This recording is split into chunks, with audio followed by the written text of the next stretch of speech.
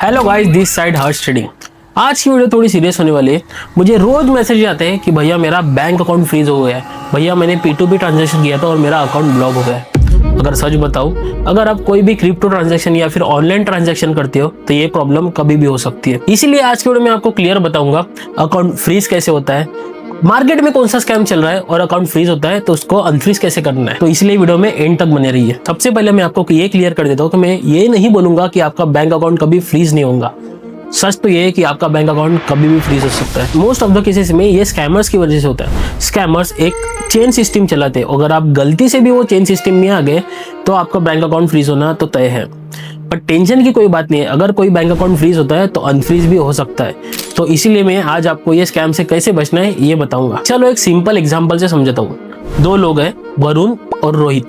रोहित एक सिंपल बंदा है जिसको बस एक चीज मैटर करती है कि भाई मुझे पैसा कितना मिल रहा है, और वरुण थोड़ा डॉलर्स और क्रिप्टो में डील करने वाला बंदा है। अब होता क्या है, जब भी आप किसी को डॉलर सेंड करते हो तो बदले में सामने वाला आपको इंडियन रुपीज सेंड करता है। जैसे कि समझ लो मार्केट में डॉलर का प्राइस चल रहा है 85 रुपीज, बट डील फिक्स होती है 89 टू 90 रुपीज के हिसाब से। अब रोहित जैसे लोग इसमें क्या सोचते हैं कि भाई मुझे अच्छे खासे पैसे मिल रहे हैं तो मैं डील कर लेता हूँ। अब मान लो वरुण ने रोहित को $100 सेंड कर दिए और रोहित ने डील के हिसाब से 8 या 9 हजार रुपए उसको ट्रांसफर कर दिए।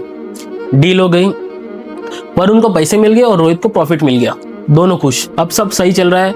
रोहित 2-4 दिन आराम से बैठा है, उसको लग रहा है सब नॉर्मल चल रहा है। बट एक दिन आता है जब उसको किसी को ऑनलाइन ट्रांजैक्शन करना होता है और वो ऑनलाइन ट्रांजैक्शन करने जाता है तो उसका ट्रांजैक्शन फेल हो जाता है। उसको लगता है कोई नेटवर्क इश्यू होगा, इसकी वजह से उसका ट्रांजैक्शन फेल हुआ होगा। वो फिर से ट्राई करता है, फिर से ट्रांजैक्शन फेल। वो अपना बैंक एप्लीकेशन ओपन करता है और उसको दिखता है कि उसका अकाउंट फ्रीज हो चुका है। देखो गाइस, ऐसे सिचुएशन में रोहित हो या फिर मैं हो या फिर कोई और बंदा हो, वो तो यही सोचेगा कि भाई मैंने कोई फ्रॉड या फिर मैंने कोई स्कैम नहीं किया तो मेरा अकाउंट फ्रीज क्यों हुआ है। अब इसके पीछे का रीजन मैं आपको बताता हूँ। एक्चुअली इस चेन में 4 लोग थे। पहला बंदा जिसके पास कैसे पैसा है, उसने हो सकता है मे बी क्रिप्टो सेल किया होगा या फिर कोई ऑनलाइन ट्रांजैक्शन किया होगा। दूसरा बंदा स्कैमर, जिसने किसी के साथ में कोई ऑनलाइन फ्रॉड या फिर स्कैम किया होगा और फिर उसने वो पैसे वरुण को सेंड किए और फिर वरुण ने वो पैसे रोहित को ट्रांसफर कर दिए। अब हुआ क्या, जिस बंदे के साथ में स्कैम हुआ था, जिस बंदे के साथ में फ्रॉड हुआ था, उसने साइबर डिपार्टमेंट में कंप्लेंट रेज कर दी।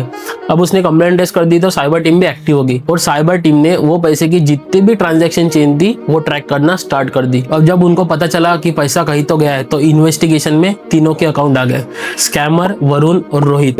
और मोस्ट ऑफ द केसेस में क्या होता है कि तीनों के अकाउंट फ्रीज हो जाते हैं और रोहित और वरुण के केस में भी सेम चीज हुई है।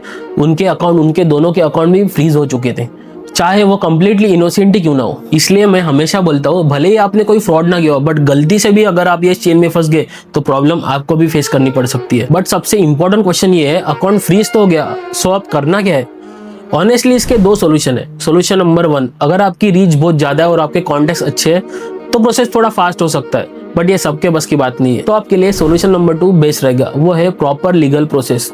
आपको क्या करना है, बैंक से कांटेक्ट करना है, साइबर डिपार्टमेंट से कांटेक्ट करना है, कंप्लेंट रेज करनी है और एक लॉयर हायर करना है। देखो गाइस, प्रोसेस थोड़ा लंबा है, कभी कभी 6 महीने तो कभी कभी 1 साल भी लग जाता है। बट आपने कोई फ्रॉड या फिर स्कैम नहीं किया है तो आपका अकाउंट अनफ्रीज हो सकता है। सबसे इंपॉर्टेंट एडवाइस ये है कि अगली बार से आप ध्यान रखोगे कि आपको ऐसे चेन में नहीं फंसना है।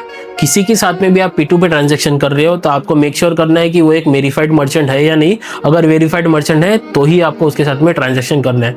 सो गाइस, ये रहा आज का वीडियो। अगर आपके साथ में भी ऐसा स्कैम हुआ है, आपने भी कोई फ्रॉड्स फेस किया है तो आप मुझे बता सकते हो। नीचे मेरी टेलीग्राम आईडी दी है बायो में, टेलीग्राम पे मुझे मैसेज करो। मेरे तरफ से जितनी भी हेल्प हो सकती है मैं डेफिनेटली आपकी हेल्प करने का ट्राई करूंगा। वीडियो अच्छा लगता है तो लाइक करना, कमेंट करना और शेयर करना तो बिल्कुल मत भूलना।